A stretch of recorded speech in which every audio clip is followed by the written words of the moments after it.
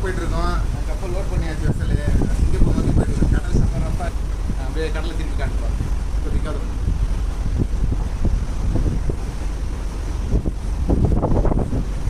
இப்போ நீங்கள் பார்த்தீங்கன்னா இது வந்து அரபிக்கடல் தான்.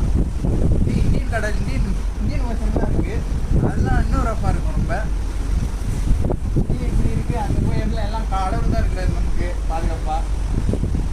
கடல் மேலே பார்த்து போட்டு பயணத்தை தொடங்கிட்டோம். இங்கேயும் வந்து எங்களுக்கு சுட்டி கொடுத்து லீவ் கொடுத்துட்டாங்க.